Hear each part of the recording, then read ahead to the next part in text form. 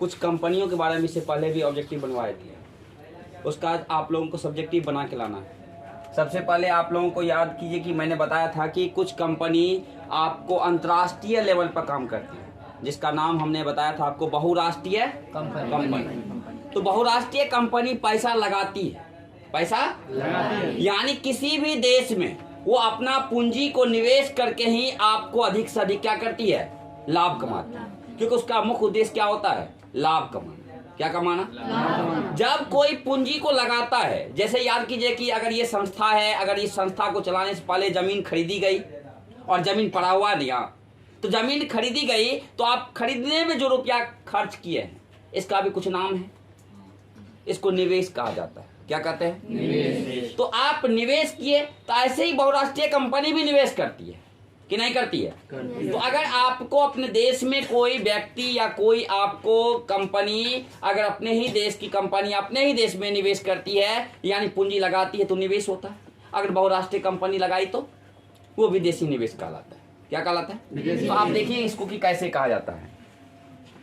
सबसे पहले हम लोग निवेश जानते हैं। क्या? निवेश। तो हम लोग कह सकते हैं ना, परिसंपत्ति जैसे भूमि, मकान, मशीन आदि को खरीदने में खर्च की गई राशि को ही क्या कहा जाता है? निवेश। यानी परिसंपत्ति जैसे भूमि, मकान, मशीन आदि को खरीदने में खर्च की गई राशि को क्या कहेंगे? निवेश। और अगर आप यहीं पर कहेंगे बहुराष्ट्रीय कंपनी, कौन सी कंपनी? बहुराष्ट्रीय कंपनी।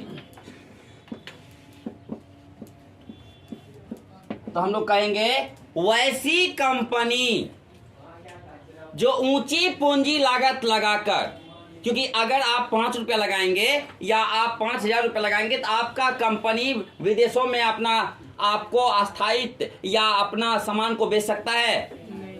तो यानी आपको, इसलिए हम लोग कहेंगे ऊंची पूंजी लागत लगाकर एक देश से दूसरे देशों के बीच, एक देश से दूसरे देशों के बीच व्यापार करती है, तो ऐसी कंपनी क्या कहते हैं? जैसे अभी आप देखते हैं डाबर कंपनी है ना, देखते हैं ना, क्या ये कंपनी सिर्फ अपना इंडिया में ही है? आपको नेपाल में है, आपको अन्य देश में भी इसकी कंपनी की वस्तु जाती है। इसका मतलब इसके पास अपार पूंजी है, संपत्ति नहीं पूंजी है। ये वो अपार पूंजी लगा करके अपनी कंपनी को चला रहा है। कौन कंपनी? आप टाटा मोटर्स का नाम सुनते हैं? बोलिए हाँ या ना? आप कौन कंपनी का? इसके अलावा आप जानते हैं, इसके अलावा और भी कंपनी, क्या? सोनी कंपनी जो आपको जापान की कंपनी है ना? कहाँ की है? यानी आपको इसके अलावा आप मोबाइल सब खरीदते हैं, देखिए मोबाइल में भी आपको ढेर सारा आपको कंपनी सब की आती है, जो विदेशी कंपनी ही, यानी कहेंगे अनेक देशों में इसका क्या है, अस्थायित्व, यानी अनेक देशों में इसकी सामान आपको बिकती है और ये कंपनी चल रही है, इसलिए इस कंपनी का नाम क्या हो जाता है? बहुराष्ट्रीय कंपनी।